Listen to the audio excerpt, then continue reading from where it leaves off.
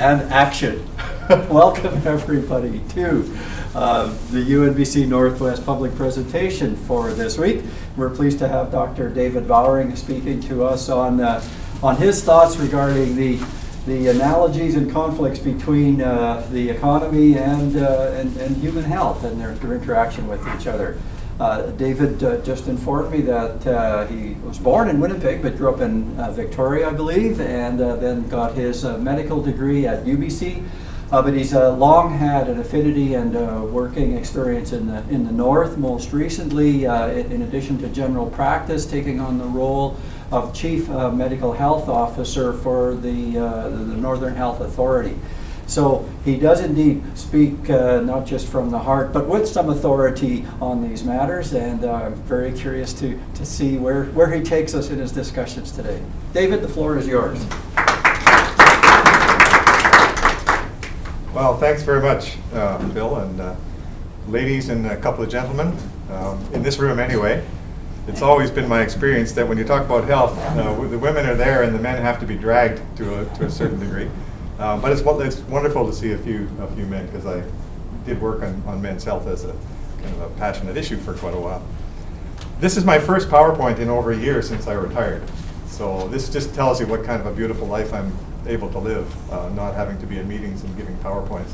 But I think the reason Phil Burton contacted me to potentially give a talk is as most retired people do when they retire, I dashed off a few letters to the editor, which he saw, and thought, hey, wait a minute, this fellow doesn't seem quite as enamored about the rush to development that's been going on in our area and the sort of economic trending that's happening. And so he thought maybe it would be interesting to get my take on it. And I'm grateful that he asked me to do this, because I was able to try to consolidate my own thoughts and get a little beyond what I could just put in a letter, in a short letter. So I am going to talk about a subject that I am very ignorant of in terms of the technical aspects of the economy. However, I feel as if I experience the economy more and more, not so much as what I learned that the economy was in school, which was basically it came from a Greek word that referred to the management of a household, and it referred to a system of management that would allow you to make choices, that would enable you to get the most out of your resources to maximize the choices that you would have. And so I put in my little title here, I put the economy in brackets, because when this economy is this current usage of the word that we're hearing all the time, I don't know how many times a day, comes up on the news. It's a mantra, it's repeated, it's drilled into our consciousness, and after a while, for me, it has become what amounts to a belief system, almost an invisible matrix that we live in. Everybody accepts it, but it no longer feels like something that would serve us in managing a household. It feels like a dominant paradigm. It feels like we are now here, instead of this management system helping us to manage our affairs, we are now kind of feeling like we're in service of the economy. The economy must grow. The economy must be healthy. The economy, we wake up and we hear some stock market numbers, and now the economy is ailing, and we have maybe even a bad morning just because of this input. So I'm coming from a little bit of a different place. The reason I'm willing to stand up and talk about it is coming from my background, where I do have some expertise, which is health and what makes people healthy. It's something I've thought about all my life, and I've worked in it for a lot of years. So my credentials, the order changes as you get older. Probably a few years ago I would have put medical health officer right at the top, or physician, and hoped that people would listen to me on that basis. But because I'm going through the life cycle, as we all are, and I'm at the sort of more reflective end of it, I put human being, which is the basis, really the deepest basis of the discussion I would like to have. And I want to say, too, that I'm not trying to advocate for a course of action. I'm just really wanting people to maybe look with a new perspective on what's around them and think about, what's our role? And do we have to be passive consumers only, or can we be active? Can we shape the economy and make it, again, something that works for us instead of something that we work for? So top of the list, I'm a human being. I'm a grandfather. I get to show you my pictures of my grandchildren. This is my grandson Jack, about 4 years ago on Haida Gwaii on North Beach. Some of you will know that beautiful place. Very meaningful for me because you've got homesteader in there. There was a period in the 70s when I was a back-to-the-lander, lived on Haida Gwaii. I actually built a cabin on North Beach. And my own kids, looking almost exactly like that, wandered about these same beaches for a period of years. And the reason I put homesteader as a credential is because during those years that had all sorts of associations and that you can imagine, long hair and being a hippie and all of those kinds of things.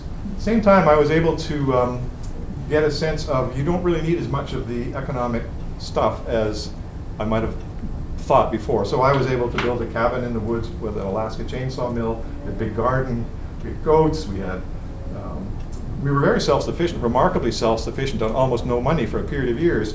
And it gave me a little bit of an outsider feel in terms of the economy and the people at the time gathering mortgages and things about themselves. And fortunately, in many ways, that was a learning experience. It wasn't a lifelong sentence, but it's an important one, and I felt it's actually served me in good stead for the rest of my career as a physician and as a medical health officer. So those two, I think, kind of speak for themselves, and I'll say a little bit more about that. My talk will get more medical as I get into it, and more around my knowledge of health. Canadian citizen, an experience that I had when I first retired. It's that funny experience you have when you're really busy, you're doing wonderful things, lots of stuff is happening, PowerPoint presentations every other day. You kind of come to your senses a little bit and look around and say, well, now, what is this country? What's going on? And it's very clear to me, as it is to many others in my age category, that Canada isn't what it was. What I remember is a country where, and again to the economy, where the economy was, everyone was influenced by it, it mattered a lot, but it was used to support other values, other human values.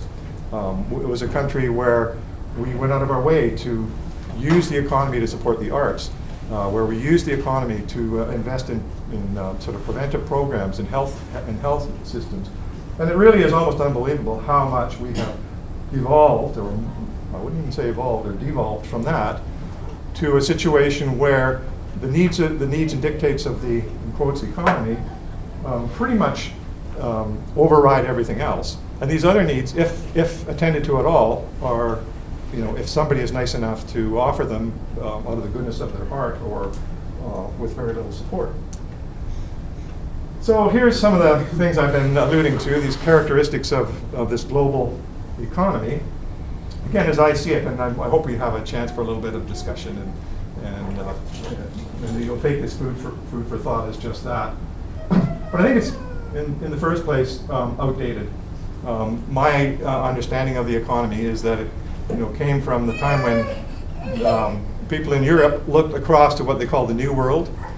There was people were moving into factories. There was a move to factories and much larger production, and this sort of morphing from people who produced food and produced goods to people who produced them in a centralized way, consumed them. And here was this new world, an unlimited source of resources that people, and capitalist people, could become very rich by going out and getting. And as far as the Europeans were concerned, there was nobody here. It was wide open.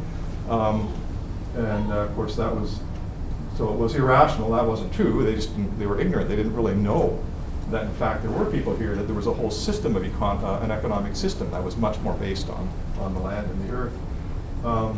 Massively wasteful, and I don't have to talk too much about that, but I'll show a few little observations. These slides are just pictures that I've taken and just sort of used to illustrate this talk. Faith-based, I think it's very much a faith. I don't think that there's much critical analysis of the economy in terms of what it does. I think people just believe in it. This idea that if the economy is healthy, if there's free trade, if there's an unrestricted market, all will be well and good things will trickle down. Well, that has all the attributes of a faith, with very little evidence to support it. So, and it's invisible. The big thing I put in there is, it's clear to me that it's become the environment. We all live in it. It's just so much around us that most people aren't even aware of everything we do. Every time we I'll go out in the street, the economy and its impact and the things that it brings and the things that it doesn't bring are right there in front of us. So I mentioned faith, and so here's a picture, a beautiful picture of our globe. I guess that must be from the moon. And yet there are people, many people, this is home to close to 9 billion people now, very crowded, and there are people, including our Prime Minister, who will say it would be crazy to limit the carbon pollution in the atmosphere if it would have a negative impact on the economy or the short-term economy or some vision of the economy. And to say that and to support and to believe in an economic system that suggests that this globe, in fact, isn't isolated in space like this. It isn't in a very narrow temperature range and a very narrow scope of atmospheric conditions that will support life and everything that makes us allows us to be alive and to, in a bigger word, prosper. That it's infinite, that it can be continually exploited, that it will grow, that an economy based on constant growth and putting as much pollution into it as possible is okay. That's an enormous leap of faith. And so I was always taught as a kid to respect men of great faith. So I can respect the great faith, but at the same time I've backslidden on this one. I don't believe in this religion anymore. And I guess if I have any take-home message for people is I really would ask people to be critical of it, to think about it, and think whether or not it actually works for you as a person and you as a citizen anymore. So I know it's supposed to say where is Waldo, but I just like Wally. Love people call it Wally. So just as an exercise in fun, I'm wondering if anybody can tell me which Walmart this one is. Who knows? They're all the same. That's one answer. Anybody else? Anybody else think they recognize it? Oh, you really disappoint me. I was hoping that you'd say, oh, that's the one in Terrace, or that's the one in Rich George. But this is just off the web. He's exactly right. The fellow said they're all the same. Yeah, this happens to be in Virginia. This is just a stock photo. But one of the outputs of this economy is clearly homogenization. Everything looks the same. Look at all those cars. We all have them. The stuff we have in our homes, lots of it comes from either this store or ones like it. This stuff comes on containers. It comes on container ships. We see it going by all the time. If you go to Prince Rupert, you can see it being loaded and unloaded. So, and this is all good for the economy. This economy is doing this for us very well. This picture, I was in Australia last year. Again, when you retire, if you're lucky enough to be able to travel a little bit, sometimes that's what we do. So I was on a really good trip for me to Australia. This is a picture of. I just took it in the Yarra River in Melbourne. And you can see up in the upper left corner, there's a little bit of a screen. So what this is, where the storm drains come down into the river and just the washings, the rain washings or the street washings from the streets come downhill and run into the river. They've wisely put a cage there, and then every so often the city crews come along and scoop up this stuff and keep it out of the river, which is great. But for me, it was kind of an interesting illustration. This stuff, you could find the same street washing anywhere in the world where the economy is kind of doing its thing. You can find parts of the ocean, big parts of the ocean, that look essentially like this. So this economy, in spite of all the wonderful things it brings us in terms of nice, big cars and consumer goods, it brings us an enormous amount of stuff that's of no use whatsoever. In fact, it pollutes, and we don't know what to do with it. And there are people in this room who could do an admirable job of telling you where all this stuff goes and where and why it's not good for this planet that we all live in, that's our home. So there's some things the economy does, especially this, that I don't think is particularly healthy. I can't see how you could spin it that way. So back to my area, what makes people healthy? So first thing, good parents, good genetics. I used to be able to say, well, we can't really do much about that, can we? But now, some people think they can, and maybe there's some good things to be done there. I'm a little bit old-fashioned. I'm not so sure, but anyway, this is the genetics are most important, and in fact, all of the other things that we have done in public health to try to extend lifespan and quality of life and all that are relatively small in comparison to the impact of good genetics. It's pretty hard to overcome that, although there's a lot that can be done. And then social determinants. It's something that we've learned about. It's been actively studied. It's been talked about for years. Canada has been a world leader in bringing forward this idea of these other broader determinants of health. There was a health minister called Marc Lalonde, in, I think it was about 1974, produced a report that pioneered this thinking, and it's grown, it's become global. The United Nations, the World Health Organization, everybody understands now that you're likely to be healthier, to live longer, to have more disability-free days if you have a good education, if your status in relation to your society is a respected one, and you have a relatively good income, so that you have some control.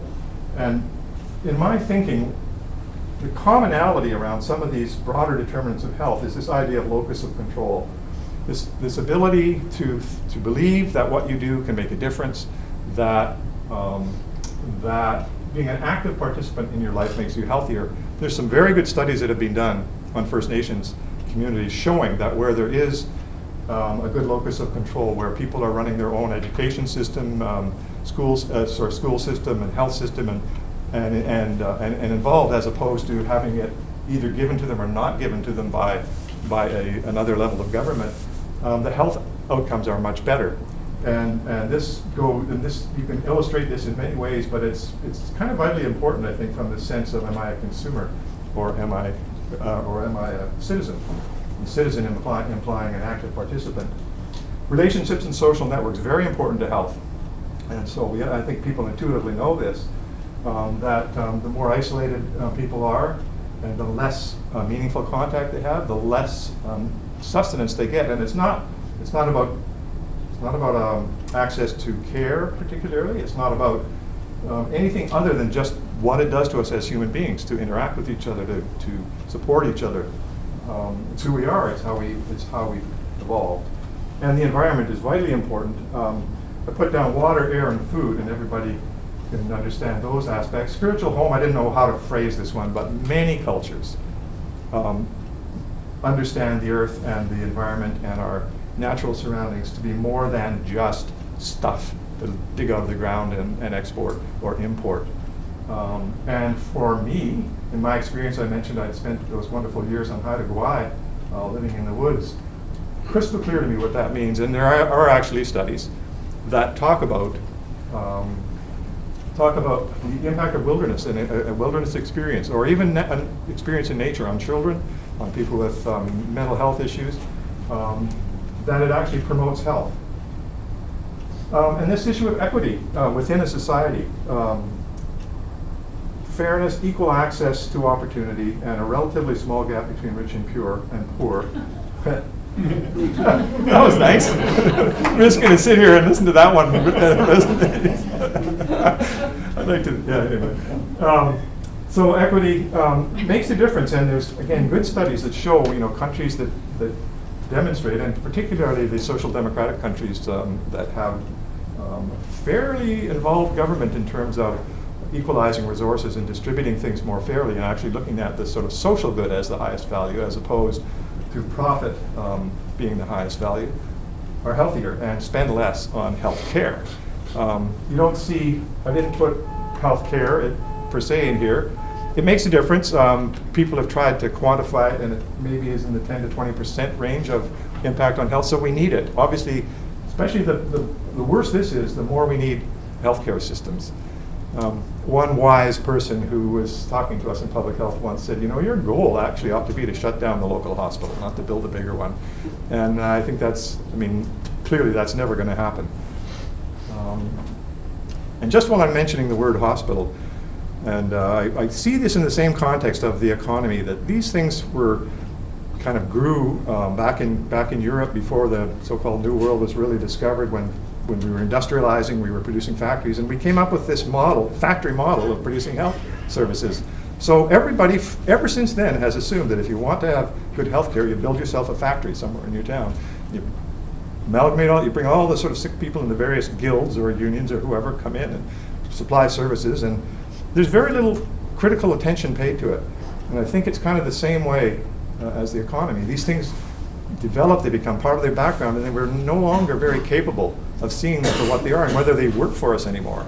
So a big problem in healthcare clearly is infection control now, because one of the things these healthcare factories do is bring the worst bugs and the most potent antibiotics together on a regular basis. And maybe there's another way of doing it. Maybe you could have sort of different services located in different ways. Maybe you could manage it differently. Maybe you don't need all these different guilds kind of with their own sets of expertise, hoarding them carefully from the others and being funded independently if you're trying to build an affordable health system. Some of you may detect the onset of a rant here, but I'm going to move on. So locus of control, back to that. What I learned in ELSA.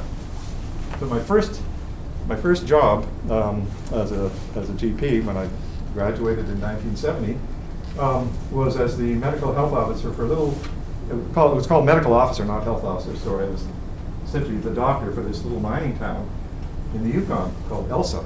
Anybody here ever heard of ELSA? There you go. Have you been there? No, but daughter lived in Whitehorse, so she traveled up in that area. Oh yeah. So ELSA is halfway between between Whitehorse and Dawson City. There's a town actually on the direct route called Mayo. And so if you go to Mayo and then you drive 30 miles up the McQuestion Valley, would be the valley along here, ELSA is kind of on the side hill. And this is a recent picture off the web again, so there's not much left of it. At the time, it had 500 or 600 people, not very big. It was run by Falconbridge or United Keno Hill Mines. It was a silver mine, underground mine. So I was the company doctor, and people in a resort. This was, for me, this is in my experience, the archetypal resource extraction town with that's there for no other purpose than to make money for the shareholders of the mine. So I was there at my little office, and people there, if you wanted a house, if you wanted anything at all, if you wanted access to the store, to the recreational facilities, you had to go through one man, and that man was the mine manager. And so he had absolute control, and some of you who know are familiar with, Mano, for example, and we've seen similar kinds of models. So people really had no citizenship at all. There was no town council, there was no voting for anything. And if the mine manager thought you were an undesirable, for example, if you, his big thing was he really was against hippies, and he was very worried that people were smoking marijuana in his town, and he brought me in to get rid of these people, to help him, weed this out. And so, but what I found out was that people in this setting, although they were making good money, there was an enormous demand for pills. I was the most successful pill pusher that I could be, and I didn't really feel comfortable with it. I didn't feel like I was helping anything. But if you talk about locus of control, the women in this town, the men had none because they worked for a company. Everything, their whole life was determined by the dictates of the company. The women had, many of them were just there in the middle of nowhere in their minds. Magnificent consumers at the time of Librium and Valium and phenobarbital and all those psychoactive drugs that help people cope with miserable situations. And there was an amazing amount of drinking, of course there would be, and lots of violence. I got to sew up everybody after the fights, after the dances, every weekend, and distribute pills. So very little locus of control. And as the price of silver, which is what was their money-making mineral, rose and fell, the mood of the town would rise and fall. People would be worried about layoffs. There was constant rumors of layoffs, of having to cut corners, of having to not deliver as much service. And I can tell you a lot of stories about ELSA, because it really was formative for me. There was a little Indian First Nations community on the periphery that was referred to locally as Nightmare Alley. And you talk about racism and a lack of services and a lack of integration. It was unbelievable. Also, you can't see it here, but I mentioned the McQuestion Valley. So down in this river valley that you can't quite see, there's a river, beautiful little river called the McQuestion River. And at the time, this was a mill that used a cyanide ball mill extraction process. And what they did was pump the effluent, the tailings, straight down into the river valley, and it just lay there. There was nothing. There was no ponds or containment ponds or dams at the time. As far as I could tell, the environmental management was, well, this is in the middle of nowhere, so why worry? And I know from the current medical health officer in the Yukon, they're still trying to figure out how to clean this up. And there's a little bit of activity around this place now, but I think at the moment it's not producing anything. So I've carried that sort of experience forward through the rest of my life, and I think it's useful to me in thinking about what I have seen many times with boom and bust towns and extracting resources and big money, but also big uncertainty and people being utterly dependent on the whims of the marketplace that's out there and the whims of the company that's sort of making the decisions about whether we can live with this degree of profit or not. So back to public health, and this is the big insight in public health. It's really colored the way I approached it when I was doing that work. It's this idea of upstream and downstream. And I think it's a really useful one. It's what helps people to think about investing in prevention instead of just investing in treatment all the time. And the analogy, many of you have heard it many times. So if you're here, let's say this high-tech group of doctors on the right is a trauma team, a very advanced trauma team, looking after trauma. And they're doing a lot of work and really busy and needing more money and demanding funding, and the trauma victims keep showing up. It always pays to go upstream, for example, and let's say this bridge was failing and for some reason there was a big problem with it, and cars were driving off it and going through the railings and falling in the river and hurting themselves. So coming downstream to where all this fix-it work was happening was a steady stream of victims from a bridge that was needing repair. So the idea is, if you're spending a lot on health services or any other services, look upstream to see what's going on. Maybe there's something much more basic that you can do. And this upstream downstream analogy you'll hear it all the time, and I think it's actually very powerful. When one of the reasons for getting out of being an individual physician working in an office is to think, well, upstream from this little office is a whole community producing patients. Produces patients on a regular basis. They come, they go, it's the same people, it's the same issues. So what's out there that might be feeding the need for all these services? And that's a real stimulus for somebody to go into public health, where you can think about, well, what's bringing this sort of, what's bringing the drugs into this town? Why are the men in this town so violent, and why are where is the food coming from? There's much to be said about all this. I'm really scratching the surface. So, just to illustrate the analogy a little more, type 2 diabetes. People hear about it a lot these days. It's very connected to obesity and this epidemic that's currently really putting the health system at risk for being able to fund itself. Lots of disease and disability associated with it. Younger and younger people are coming up with developing type 2 diabetes. High personal and social costs, and it's really helped, as I say, leading to unaffordable health care. So clearly, and we have in public health been going upstream from that to say, well, what's creating all these diabetic people, all these new diabetics? So unhealthy eating and sedentary lifestyle, and public health has been there and talked about it, and you hear about it all the time, and many of us know about it and try to make changes in our lives that sort of reflect this. I'd say the mass marketing of food with these hooks of sugar, salt, and fat. Those are the things that make Tim Hortons and McDonald's and everybody else and all the pizza places. I ate a pizza last night. It was a real sort of. I don't very often. I usually cook for myself, but for some reason there was one and somebody had brought me. It was in my freezer, so I cooked it.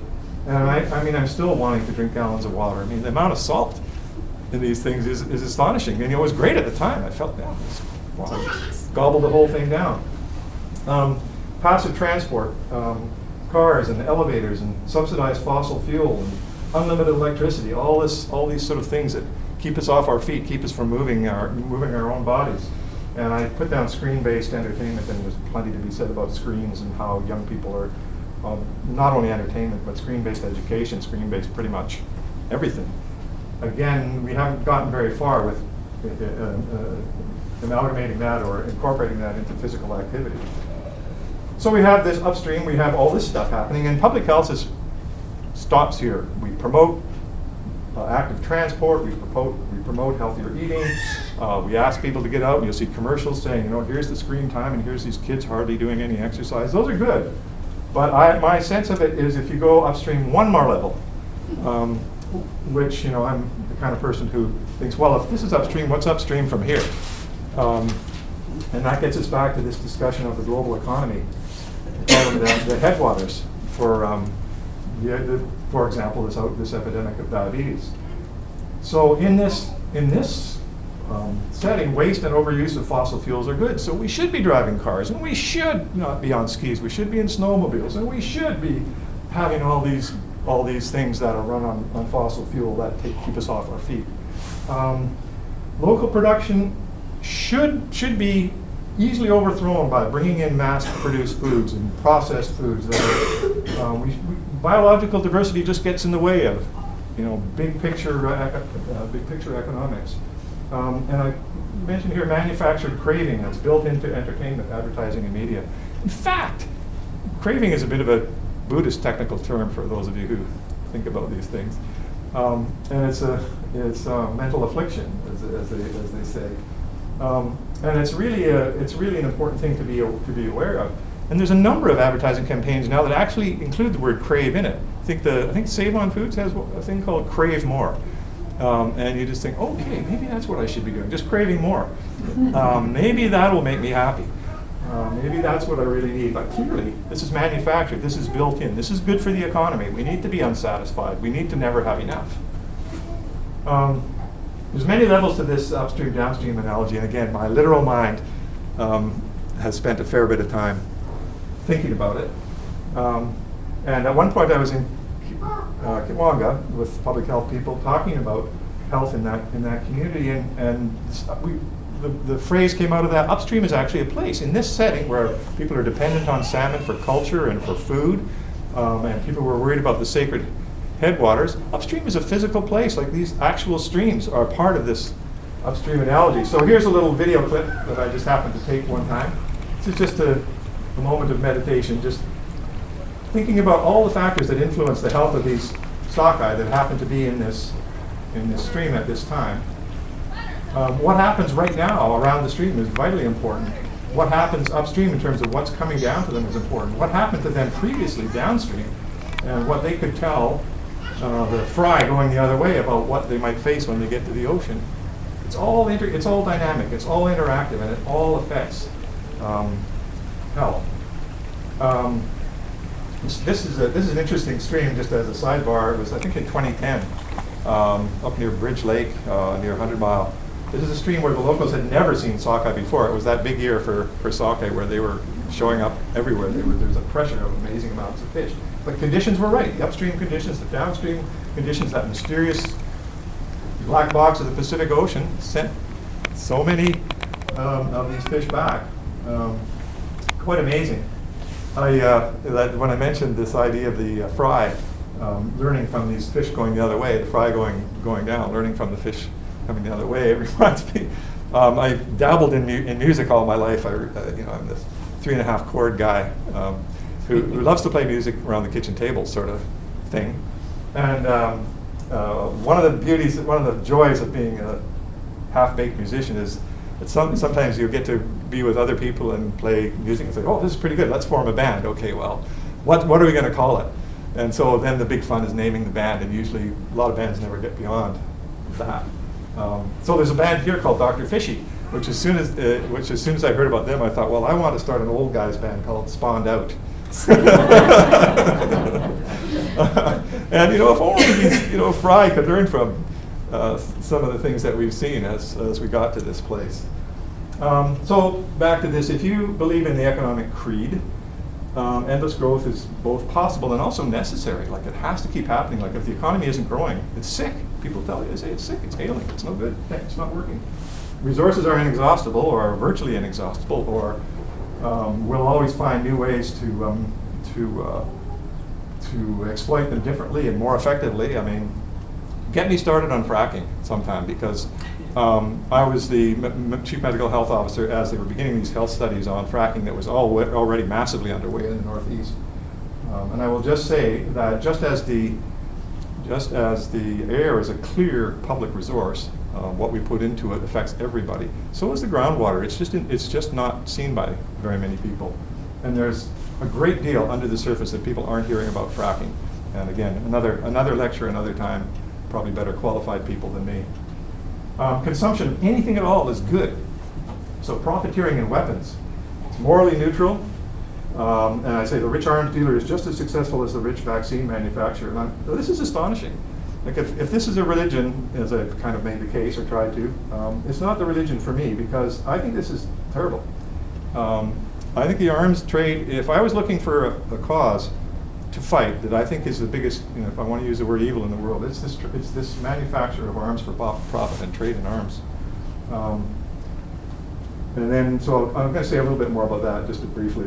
Environmental degradation and climate change are acceptable collateral damage, and their costs are irrelevant. Well, irrelevant to who? Like, which people are we talking about that they don't matter to? It's a completely theoretical, invisible construct. And cheap trumps local. So if you can produce something cheap, then there's really no economic value in producing it locally. Big damage done by that. This is just a little bit more around arms. 2003, they say there was about $1 trillion. This is just conventional weapons trade. About $1 trillion in global arms trade in 2003. This is just from a website. These quotes from 1998 to 2001. The USA, the UK, and France earned more income from arms sales to developing countries than they gave in aid. The arms industry is unlike any other. It operates without regulation. It suffers from widespread corruption and bribes, and it makes profits on the backs of machines designed to kill and maim human beings. Pretty obvious. Who profits? The 5 permanent members of the UN Security Council: the USA, UK, France, Russia, and China. And I would put Canada into that basket. We're just not as big as those. People do know, I think, about recent arms sales to Saudi Arabia of tanks and weapons.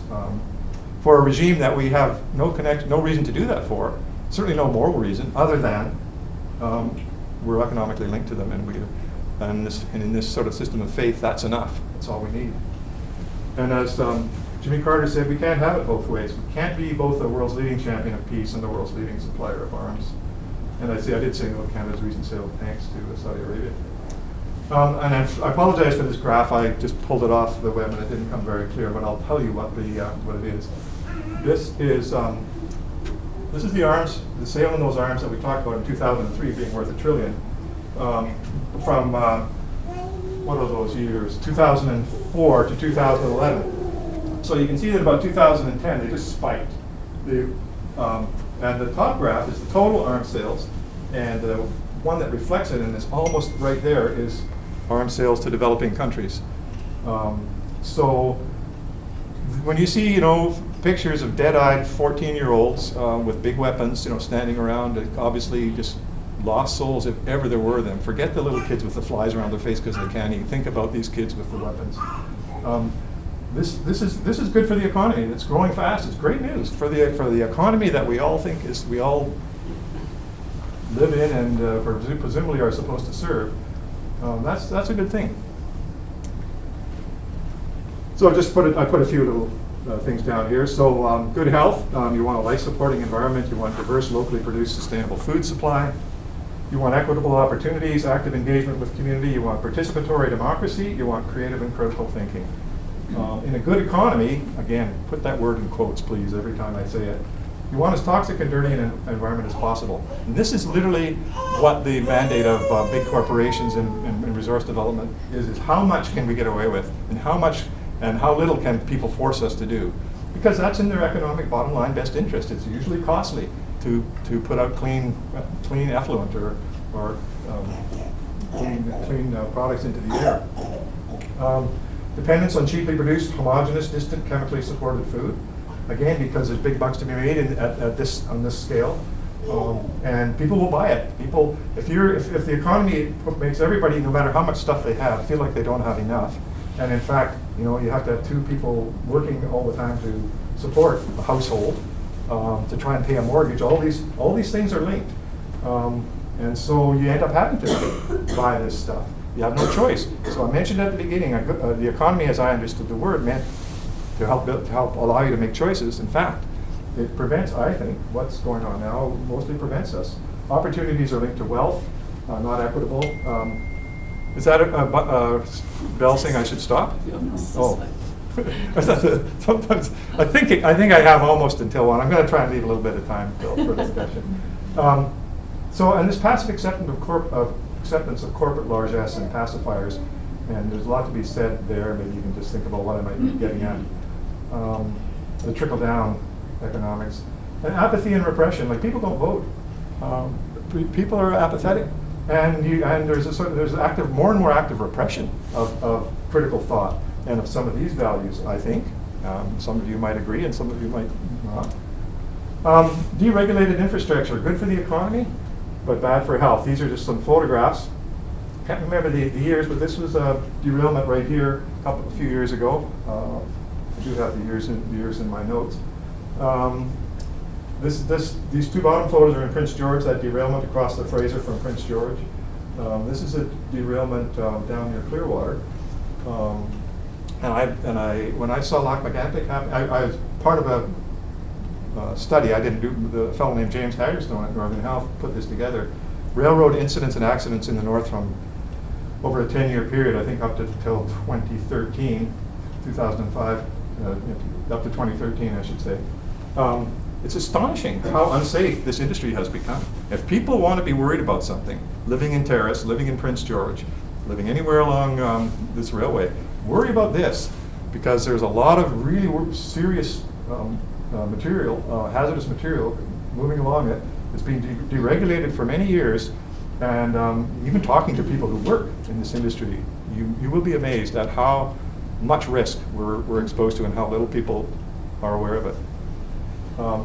But that's this deregulation. It's saying, look, more important than safety, more important than even common sense is let's get this stuff to market. Let's get it to Tidewater. Let's get it out of here, and let's bring stuff back. So what can I do? This is the big one. What are we going to do? How are we going to? It's so big. It's so big. These are just kind of. I think you have to start by being aware of it, by looking at the world with fresh eyes. Another picture of a grandchild. This is my granddaughter Jillian, a few years ago. Oh, she's actually the same age as Jack, by the way. So I have grandchildren named Jack and Jill. So it's easy for me to remember. Be aware of conditioning. Like, become aware of it. Don't just. I shouldn't say. I'm not meaning to preach, because I need to become aware of it too. But it really, as you begin to think this way and see this way, it really does become pervasive, what you see. And then ask questions and ask critical questions and find out where you can be involved, where you can be a citizen. Is this actually good for me in my community? What will be here in 10 years? What will be here in 20 years? What will be here for our grandchildren? Is this really the best we can do? And this is the one that really resonates with me. Like, is this really, with all the smarts we have, the amazing knowledge that we can actually look at the planet from space, we can produce alternative energy. We're learning how to do it from the sun, from wind, from all of these things. Am I being manipulated? And who's behind the advertising that I'm watching? Being very conscious of who the advertiser are. And what am I really afraid of? Like, if I'm being told to be afraid, what am I really afraid of?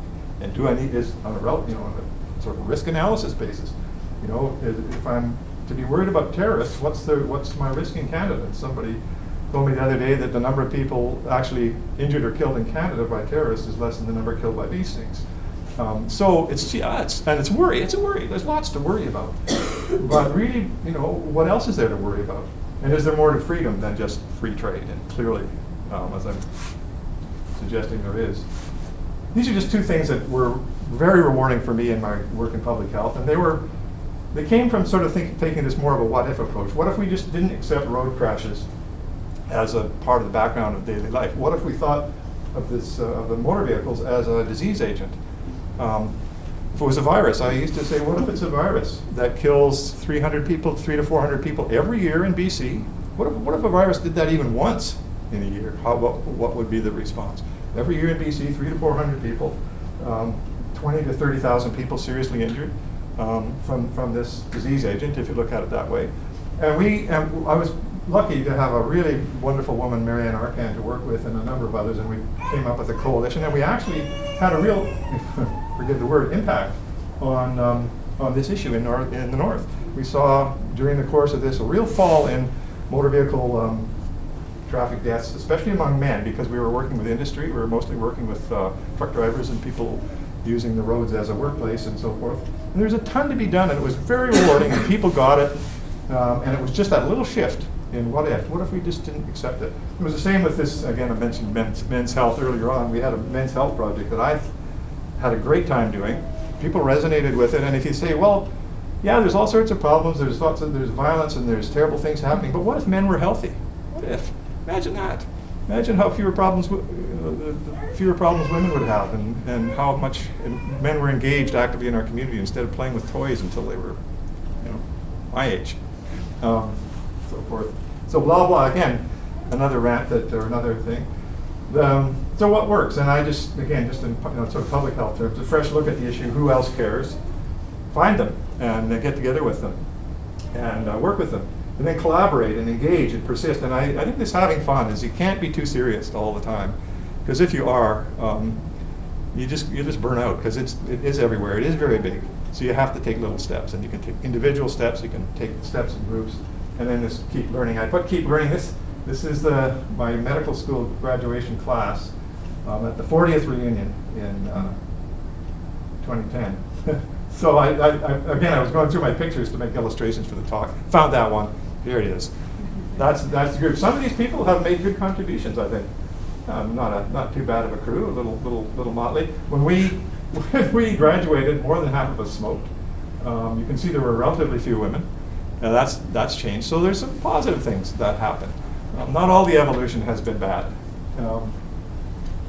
Climate change. Naomi Klein's marvelous book. I hope you all try to read it. I actually haven't finished it. I read lots of it, and I think I understand her message. It's a dense book, but she makes me proud to be Canadian because she's so clearly articulated this issue so well. There's many other Canadians that make me proud that you don't hear much about. Norman Bethune and go on and on. So Canada has a wonderful legacy, going back a long ways, of people who are deep thinkers, who get it, who see the world a little bit differently, who don't just, in quotes, buy in to the prevailing rhetoric and the prevailing mythology of the economy. Just an obvious reference to health and happiness, and we all know the links. Apologize again for the stock photo of the happy African women and children, clearly with nothing in terms of stuff, but I hope the picture just sort of shows the sort of that joyous sense. And many of us, coming from this guy's world, go to these places, and because of this, it's like taking a bath in humanity and good health and happiness. Why? How could they be happy? Look at this guy's got a lot of stuff, but he's not that happy.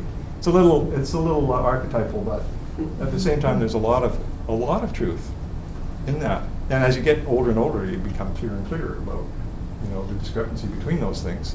And if you're looking for happiness, you kind of realize that that's not probably going to do too much for you. So this is back to me and my first slide. This is me and Jack, same time, same day on the beach probably. And that's North Beach looking the other way. I often think, in this world of 9 billion people, increasingly polluted, increasingly inhospitable to human values, what price for this degree of space and this degree of openness? I mean, it's an amazing luxury. I personally am pretty clear in my mind that LNG plants, 20 years from now, there'll be a dime a dozen. They'll be all over the place. Most of them will be falling apart. They're not sustainable in the long run. So if we trade this for that, really, how smart are we? So what's important? What really matters? Who should I vote for? That's one of the questions. How much stuff do I need to be happy? What makes me healthy? And am I a citizen or a consumer? So a little bit of time for discussion. I'll just tell you the story of these two pictures. When I was the chief medical health officer in Prince George, at one point I lived in a suite upstream the this is the Nachaco River on the left and the CN tracks. And I used to be able to walk into work along a trail along the river by the tracks. Probably wasn't supposed to be there, but I was careful. And it was kind of nice because obviously rather than walking through the town, and this was good. But as I got closer to Prince George than to where my place of work was right in the middle at Victoria and 3rd there, the HSBC building, you come to the sort of bottom end of First Avenue, the railway yards, and you go under a couple of bridges, And usually under the bridges would be the usual, maybe a wet sleeping bag and a few condoms and broken bottles, and just a fairly depressing sort of, from the nice river walk, I'd come into the store more depressing. And one morning, I came across this bit of graffiti, just sitting there, and I was kind of trudging along, feeling the impact of the kind of depressing scene. And there was this amazing, who wrote this? Like, what? Where did this come from? What a lovely thing to come across. And so somehow for me, I symbolically, this kind of represents the values that people have. It's everywhere, and it comes from unexpected places. But how do we get from here to an economy that supports more of this, and sort of less of that? So that's my talk. Maybe I'll just blank it out and ask if anybody wants to comment.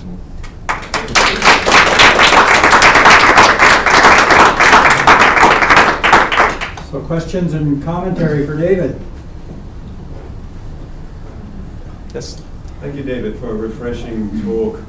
I liked your initial remark on the economy having moved or developed from a means to ulterior ends to an end in itself. Mm-hmm. And I just wanted to add that there's been there has some literature about that phenomenon. Ethicists call it goal displacement, and apparently it happens in every or most dominant ideology that rules that are put in place for ulterior ends gradually develop into ends in themselves. And one example from a very long-lived and dominant ideology are the Ten Commandments. The rules put in place in order to make people's lives less violent and more just gradually over the centuries become rules that are followed because of what they are as ends in themselves. And it seems to happen all over human societies and the dominant ideologies. There's goal displacement. Yeah, thank you very much. People, if anybody is watching on online here, might not have heard, it wasn't a question, it was an interesting comment, that there's a phenomenon called goal displacement, where something that is initially put in place to meet certain ends becomes the dominant goal and morphs into something else. And the fellow was saying this is a good example of that, and there's a lot of literature on it. It's really interesting. And I think that helps make the case for standing back a little bit and saying, well, what's really going on? What have we come to? Do we really need this anymore in this way? So, thanks. So I was just thinking while you were talking, Alex, well, maybe we need to come up with 10 new commandments that people could follow based on your religious analogy. Yeah. Yeah. Somebody was saying we need new 10 commandments, based on a different model. I didn't present an alternative religion, I don't think. I'm more of a dropout and a backslider than a new religionist. I think it's important to see the one that isn't working and why not. And then there's so much creativity, and I'm more and more encountering people who have good ideas and knowledge around how to do things differently and to do them better. Yeah.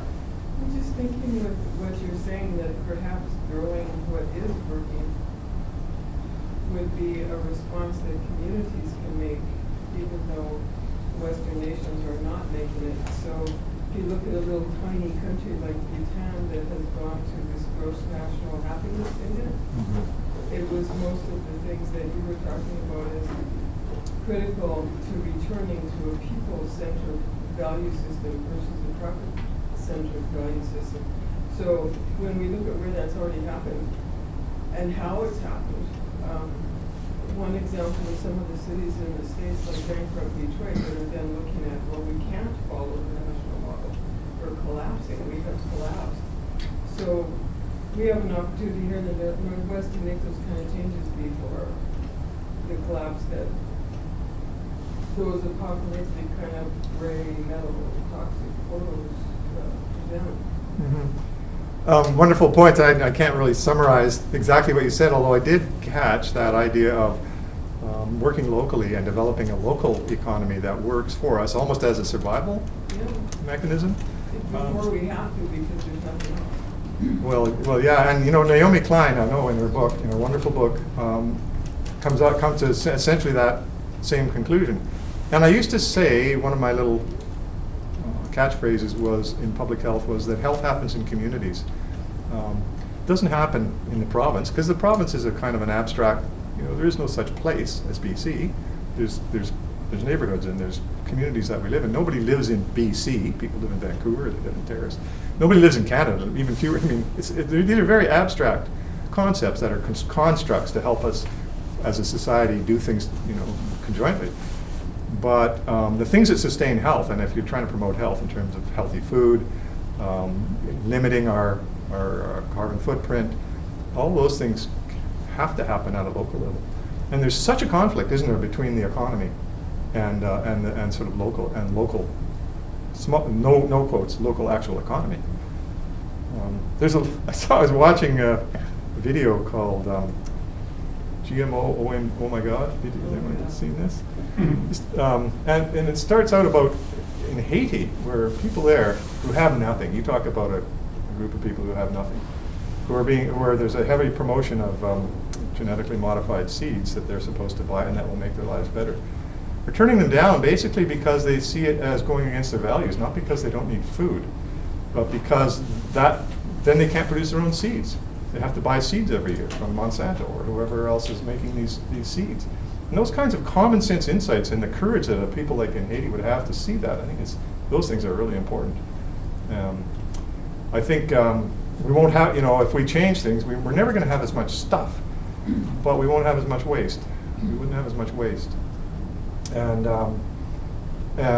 we wouldn't be as enslaved to the stuff we have as we currently are. I mean, we're grimly hanging on to our payments for lots of stuff.